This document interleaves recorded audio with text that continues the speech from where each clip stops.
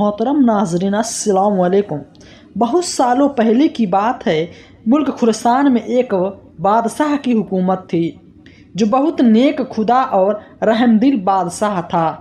उसके बादशाह का वजीर दिलदार दिलावर इंतहाई मगरूर और बदतमीज शख्स था।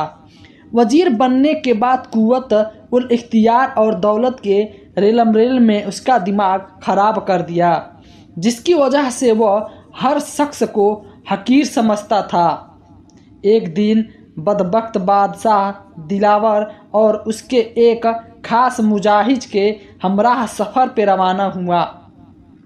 वह तीनों अलहदा घोड़े पे सवार थे।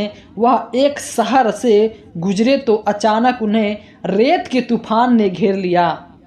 गर्दा कुबार की वजह से उन्हें रास्ता सुझाई नहीं दे रहा था, लेकिन मुलाजिम ने बादशाह का साथ ना छोड़ा और उसके साथ साथ रहा, जबकि वजीर उनसे बिछड़ गया। कुछ देर बाद जब तूफान थमा तो वह दोनों अलग अलग वजीर को तलाश करने लगे। काफ़ी देर की तलाश के बाद मुजाहिम को एक झोपड़ी नज़र आई। जब वहाँ पहुँचा तो उसे एक अंधा फ़कीर बैठा दिखाई दिया। मुलाजिम ने उस इंतहाई बदतमीजी से पूछा, ओ अंधे, क्या तुझे इस तरफ से कोई घुड़सवार के गुजरने की आवाज़ सुनी है? फ़कीर ने जवाब दिया, नहीं भाई, मुझे तो कुछ सुनाई नहीं दिया। मुलाजिम यह सुनकर आगे बढ़ गया। थोड़ी देर बाद वजीर दिलावर भी अपने साथियों की तलाश करते हुए उधर से गुजरा। झोपड़ी देखकर वह भी रुका और उसने फ़कीर से पूछा, ओ फ़कीर, क्या तुमने यहाँ से किसी आदमी के गुजरने की आवाज़ सुनी है? उसने वजीर को भी वही जवाब दिया जो मुलाजिम को दिया था। वजीर भी वहाँ से आगे बढ़ गया। कुछ ही देर गुजरी थी कि बादशाह भी उसी झोपड़ी के पास से गुजरा। फ़कीर को देखकर घोड़े से नीचे उतरा। पहले फ़कीर को सलाम किया, उसके बाद इंतहाई अदब से पूछा, बादशाह साहब, क्या आपने किसी घोड़े की टांगों की आवाज़ सुनी है? नाबीना फ़कीर ने जवाब दिया, जी हाँ जहाँपनाह, पहले हुजूर का मुलाजिम इधर से गुजरा, फिर आपका वजीर। बादशाह को यह सुनकर बहुत हैरत हुई। उसने पूछा, साहब, आप तो नबीना हैं, आपको कैसे मालूम हुआ कि मैं बादशाह हूँ? अंधे फ़कीर ने मुस्कुरा कर जवाब दिया, अलीजा, आपके मुलाजिम ने मुझे अंधा कहा, आपके वज़ीर ने मुझे फ़कीर कहा, हुजूर ने मुझे साहब कहकर मुखातिब किया, लिहाजा गुफ्तगू और लहजे में से मैंने अंदाज़ा लगा लिया कि कौन सी मर्तबे का हाल है। फ़कीर की बातों से बहुत खुश हुआ और उसे इनाम इकराम देने की कोशिश की, लेकिन फ़कीर ने लेने से इनकार कर दिया। बादशाह फ़कीर की कुटिया से रुखसत होकर महल पहुंचा, जहां मुलाजिम उसका इंतज़ार कर रहा था। उसने उससे फ़कीर से बेहुदा अंदाज में गुफ्तगू करने पे सजा की। इसी दौरान वज़ीर भी महल पहुंच गया। बादशाह ने उसे भी नाबीना फ़कीर से होने वाली गुफ्तगू से आगाह किया।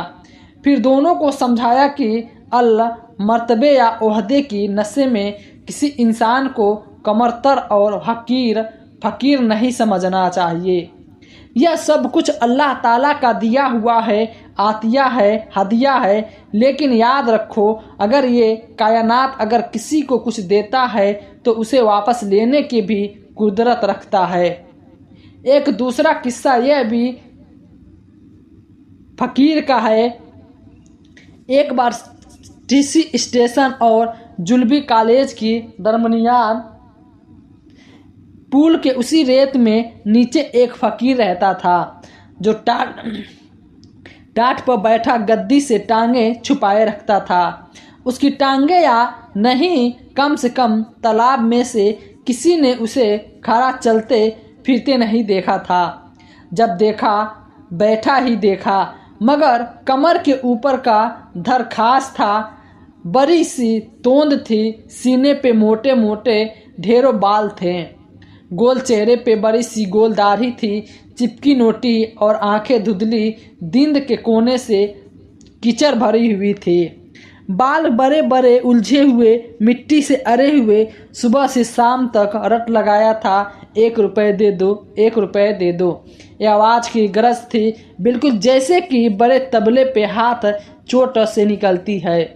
मगर उस फकीर का कमाल यह था कि वह इस मोटी भद्दी और गौरदार आवाज़ से बिल्कुल रूहानी बना लेता था। ऐसा मालूम होता था कि जो 1 रुपये मांगता तो उसका यह सवाल ना पूरा किया गया तो वह मर ही जाएगा। बस उसे 1 रुपये के नाम होने का उसका दम ही निकलने वाला है।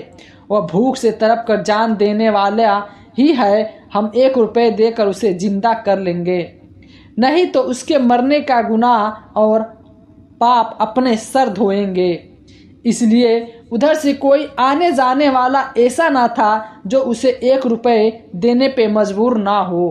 कॉलेज में पढ़ने वाले लड़के, उनको पढ़ाने वाले मास्टर, जिनका भी पुल के नीचे से रास्ता था, उनके लिए घर से चलते वक्त पैसा 1 रुपये 2 रुपये जेब में डालते थे, या टांगे रिक्शा वाले भी किसी न किसी फेरे से उस फकीर को पैसा 1 रुपये 2 रुपये ज़रूर चढ़ाते थे। और उसका हाल यह था कि आप जैसा दीजिए ना दीजिए, आपकी यह रट 1 रुपये का बराबर जारी रहती थी। जैसे कि उसकी सांस उसकी आवाज़ के साथ साथ आती जाती है, इस तरह के दम तोड़ना मरीज हर सांस से कहता है। बहुत से लड़के, बल्कि मास्टर तक उसे पहुंचा हुआ समझते थे। बड़ा ही अल्लाह वाला लोगों कहते हैं कि वह दुनिया को छोड़ चुका है, उसे किसी चीज़ की कोई ज़रूरत नहीं है। वह भीख इसलिए मांगता है कि इस तरह वह अपने आप को दूसरों की नज़रों में गिराता है। इस तरह अपने को गिराने से उसकी रूह और भी पाक साफ होती है। इन्हीं में से हमीद भी था। वह बड़ा सीधा साधा लड़का था जो 10वीं क्लास में पढ़ता था और उसका रास्ता उसी पुल के नीचे से था। वह बराबर माँ से जिद करके फ़कीर बाबा के लिए पैसे ही नहीं, तरह तरह की चीज़ें भी लाता था। कभी मिठाई, कभी फल, कभी सिरमाल, कभी मिट्टी का प्लेट व पुलाव, कभी जर्दा। आहिस्ता आहिस्ता यह बात पूरी क्लास में फूट निकली। यह फ़कीर हमीद को खूब बेवकूफ़ बना रहा है, कुछ इलाज होना चाहिए। तय हुआ कि स्कूल के आसपास रहने वाले तलबा हर वक्त उस पर निगाह रखें। कब सोता है, कब जागता है, कब हाथ मुंह धोता है, कब खाता पीता है, जितने पैसे रोज़ कमाता है उन्हें क्या करता है। अब क्या था, 2-4 दिन में रिपोर्ट आने लगी कि कमेटी जलसे के तय हुआ इसे रंगे सियार का भांडा फोड़ना हमारा फ़र्ज है। दूसरे ही दिन हमीद ने कहा गया, तुम्हारा फ़कीर बाबा झूठा मक्कार बना हुआ है। वह बहुत खपा हुआ लड़का झगड़ने लगा। कहा गया, अच्छा आज कल के मैच के बाद घर न जाओ, हमारे साथ तमाशा देखो। 8-10 लड़के एक साथ इस शाम को रेल के पुल के पास पहुँचे, मंडराते रहे। मगरिब की अजान के साथ फ़कीर की रट में कमी हुई। बस जब कोई भूला भटका पुल के नीचे से गुजरता तो अपनी आंख लगा देता। जैसे जैसे अंधेरा बढ़ा, आवाज़ लगाने का फासला भी बढ़ता रहा। कोई 7:30 बज रहे थे कि भलाई आवाज़ देता हुआ पुल के नीचे पहुंचा। उसने 4 बड़ी बड़ी शिमला और पाँव भलाई फ़कीर बाबा को दी और उसने दाम ही नहीं ली, बल्कि दिन में जमा किए हुए सारे पैसे नोटों में बदल दिए। उसने वह पुल के नीचे निकला तो लड़कों ने घेरा। कहा, यह रोज़ इतनी सी सिरमाल और भलाई लेता ही? मीर ने पूछा। उसने जवाब दिया, यह कुछ भी नहीं जानता। यहाँ सुबह से सिरमाल और एक पाँव बनाई। हमीद गुस्से में भरा हुआ फ़कीर के पास पहुँचा। उसने पूछा, शर्म नहीं आती तुम्हें बाबा? भीख मांगते हुए, शर्म और भलाई उड़ाते हुए फकीर ने झिझक कर कहा, जाओ जाओ, मेरे कंधे पर मुंह ना आओ। पाव भलाई का रोजाना ना खाओ, दिन में 1 रुपये की दर पर कैसे लगाऊं।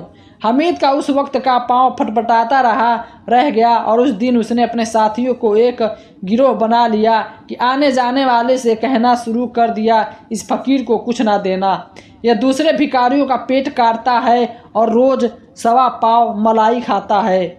इधर छोटे छोटे बच्चे नारा लगाना शुरू कर दिए, भलाई खाने वाला फकीर, तोंद वाला फकीर। लुप्त यह भी, जितना भी फकीर बाबा चिरता खपा होता।